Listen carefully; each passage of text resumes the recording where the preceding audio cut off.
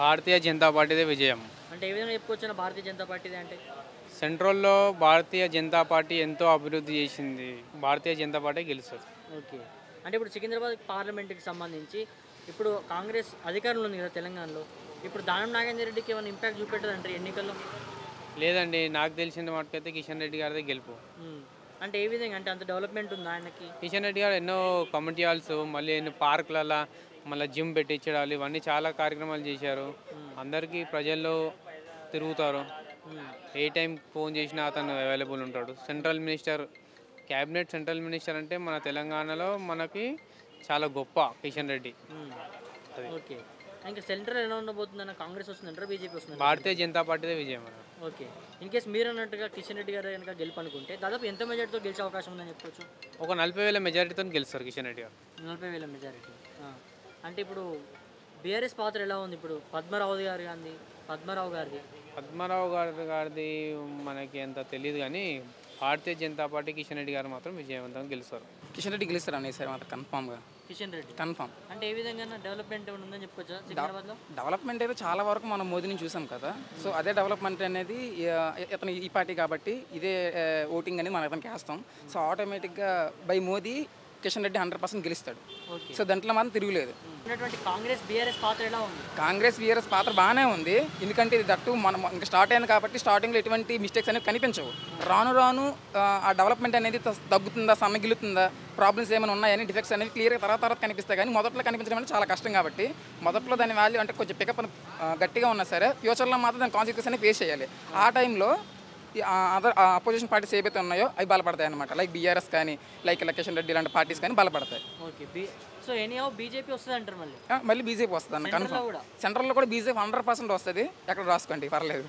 సికింద్రాబాద్ పార్లమెంట్లో ఇక్కడ భారీ మెజారిటీతో బీజేపీ నుంచి పోటీ చేస్తున్న మా కిషన్ రెడ్డి గారు అత్యధిక మెజారిటీతో గెలవబోతున్నారు. అంటే ఏ విధంగా చెప్పుకోవచ్చు నా కిషన్ రెడ్డి గారు ఎందుకు గెలిచిన చెప్పుకోవచ్చు? ఇప్పుడు ప్రతినిధులు ఉన్నటువంటి అయితే బీఆర్ఎస్ పార్టీ ఉంది, కాంగ్రెస్ ఉంది కదా, వాళ్ళకి ఛాన్స్ లేదంటారా? బీఆర్ఎస్ కాంగ్రెస్ వాళ్ళు డెవలప్మెంట్ లేదు, ఏం లేదు. గత 5 సంవత్సరాలతో కిషన్ రెడ్డి గారు సికింద్రాబాద్ పార్లమెంట్లో అనేక రకముల డెవలప్మెంట్ కార్యక్రమాలు చేశారు. బోర్లు వేయడం కానీ, పార్క్లో ఓపెన్ జిమ్ ఎక్విప్మెంట్స్ వేయించడం కానీ, కమ్యూనిటీ హాల్స్ ఓపెన్ చేయించడం కానీ, చాలా బస్సీలలో కమ్యూనిటీ హాల్స్ ఇలాంటి అనేక అభివృద్ధి కార్యక్రమాలు కిషన్ రెడ్డి గారు చేశారు. కాబట్టి 2024లో మళ్ళీ కిషన్ రెడ్డి గారే సికింద్రాబాద్ పార్లమెంట్లో గెలవబోతున్నారు.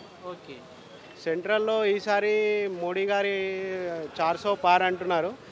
అదే నినాదంతో సెంట్రల్లో కూడా బీజేపీ గెలవబోతుంది. మళ్ళీ మోడీ గారు ప్రధానమంత్రి అవుతారు. దాదాపు అంటే మీరు అన్నట్టుగా కిషన్ రెడ్డి గారి గెలుపు అనుకుంటే కనుక దాదాపు ఎంత మెజార్టీతో గెలిచే ఛాన్స్ ఉందని చెప్పుకోవచ్చా? కిషన్ రెడ్డి గారు 2,50,000 మెజారిటీతో ఇక్కడ గెలవబోతున్నారు. సరేనా, మీ పాయింట్ ఆఫ్ వ్యూ అంటే కిషన్ రెడ్డి గారు గెలుస్తున్నారు అంటారు కదా, వన్ వర్డ్లో కిషన్ రెడ్డి గారి గురించి చెప్పాలంటే ఏమంటారు? కిషన్ రెడ్డి గారు సికింద్రాబాద్ కా బాద్షా. కిషన్ రెడ్డి గారు ఇక్కడ అనేక అభివృద్ధి కార్యక్రమాలు చేసినారు కాబట్టి మళ్ళీ ఆయన గెలవబోతున్నారు. బీజేపీ ఇక్కడ గెలుస్తుంది. సికింద్రాబాద్ పార్లమెంట్ నియోజకవర్గంలో దాదాపు గత 30 సంవత్సరాల నుంచి భారతీయ జనతా పార్టీ మాత్రమే గెలుస్తుంది. అందులో 1-2 సార్లు మాత్రమే కాంగ్రెస్ గెలిచింది తప్ప భారతీయ జనతా పార్టీ దత్తాత్రేయ గారు 4 సార్లు, ఇప్పుడు కిషన్ రెడ్డి గారు 2వ సారి గెలుస్తున్నారు.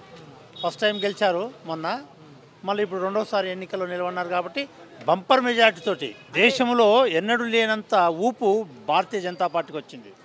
అందులో భాగంగానే ఈ నియోజకవర్గము ఎక్కువ ఓట్ల శాతంతో బీజేపీ గెలుస్తుంది. కిషన్ రెడ్డి గారు ఉన్నటువంటి బీఆర్ఎస్ ఏదైతే కాంగ్రెస్ ఉందో అంటే వీళ్ళు గెలిచే ఛాన్సెస్ లేదంటారా? వీళ్ళకి ఏమాత్రం ఛాన్స్ లేదు. సికింద్రాబాద్ పార్లమెంట్ కాన్స్టిట్యూన్సీ ఇది కంచుకోట, ఇది బీజేపీకి కంచుకోట. సికింద్రాబాద్ కాన్స్టిట్యూన్సీ సికింద్రాబాద్ చాలా చేశాడు. రైల్వేస్, ఇప్పుడు railway stations example Nampally, Kachiguda, Secunderabad అట్లా రైల్వే స్టేషన్స్ పెద్ద ఎత్తున మాడిఫికేషన్ చేస్తున్నారు. డెవలప్మెంట్ ఎక్కువ చేసే కాబట్టి మళ్ళీ కిషన్ రెడ్డి అంటున్నారు 100%. దాంతోపాటు మోడీ ఆహ్వానం నడుస్తున్న దేశంలో దానికి జోడీ అవుతుంది 100%.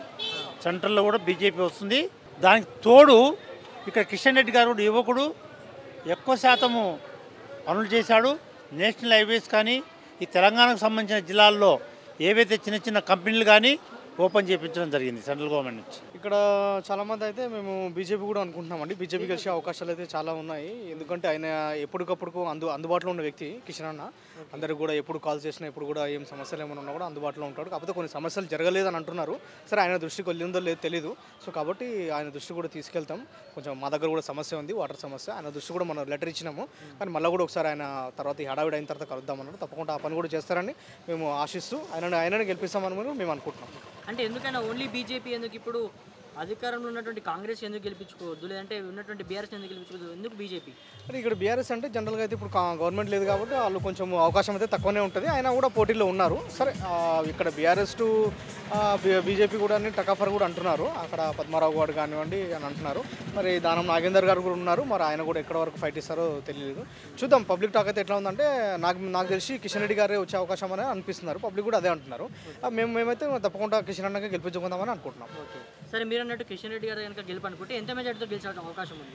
మెజారిటీ మేము అనుకుంటున్నాం 70-80 వేలు మినిమం దగ్గర దాకా వెళ్తాడేమో అని అనుకుంటున్నాం. ఎందుకంటే ఆయన ఇంతకుముందు కూడా లక్ష ఓట్ల పైన కూడా వచ్చినాడు. సరే ఇప్పుడు ఎందుకంటే కొంచెం టకాఫర్ ఉంది కాబట్టి ఏమన్నా తగ్గే అవకాశాలు కూడా ఉండొచ్చు, పెరిగే అవకాశాలు కూడా ఉండొచ్చు. అట్లా కూడా అనుకుంటున్నాం. ఖచ్చితంగా బీజేపీ వస్తుందన్న, అలా ఏమాత్రం డౌట్ లేదు. కిషన్ రెడ్డి గారికి అయితే మెజారిటీ భారీగానే వస్తుంది. అందరూ మన మోడీ గారు చేసిన అభివృద్ధి అందరికీ తెలుసు. ఇండియాలో మొత్తం 400 అన్నాడు, 400 పైన రావాలని కోరుకుంటున్నాం మేము కూడా. ఖచ్చితంగా కిషన్ రెడ్డి అయితే వస్తాడన్న, అలా డౌట్ లేదు. అంటే కిషన్ రెడ్డి ఎందుకని ఎప్పుడు కాంగ్రెస్ అధికారం ఉన్నటువంటి పార్టీ కదా, ఇంపాక్ట్ చూపెట్టారు. దానం నాగేందర్ గెలిచే ఛాన్స్ లేదంటారా? కాంపిటీషన్ ఉంటుంది. దానం నాగేందర్ కాకుండా పద్మారావు గారితో కాంపిటీషన్ అయితే ఉంటుంది. కానీ కిషన్ రెడ్డి అయితే లీడ్లో ఉంటాడు. ఓకే, 100% వస్తాడు ఆయన. ఓకే. అంటే సెంట్రల్ ఏది వచ్చే అవకాశం ఉందంటారా మళ్ళీ? ఖచ్చితంగా బీజేపీ వస్తుంది. ఓకే. సరే, ఇన్ కేసు మీరు అన్నట్టుగా కిషన్ రెడ్డి గారే సికింద్రాబాద్ పార్లమెంట్ నుంచి కనుక గెలిస్తే కనుక దాదాపు ఎంత మెజారిటీతో గెలిచే ఛాన్సెస్ ఉందని చెప్పుకోవచ్చు? 50,000 అబోనే వస్తుంది అలా. అలా ఎందుకంటే కాంపిటీషన్ కూడా ఎక్కువనే ఉంది. ఇక్కడ దానం నాగేందర్ కానీ అక్కడ పద్మారావు గారు కానీ కాంపిటీషన్ అయితే బాగానే ఉంటుంది. అంటే ఓట్లు చీలే అవకాశం కూడా ఉందని చెప్పుకోవచ్చు. ఓట్లు చీల్చే అవకాశం కాదు కానీ ప్రజలలో కొంచెం అక్కడ మల్కాజ్గిరి ఇది మన సికింద్రాబాద్లో పద్మారావు గారి హవా బాగానే ఉంటుంది. అక్కడ కొంచెం డిస్టర్బెన్స్ అవుతుంది. కాకపోతే లీడ్ మాత్రం మన కిషన్ రెడ్డి గారే వస్తుంది.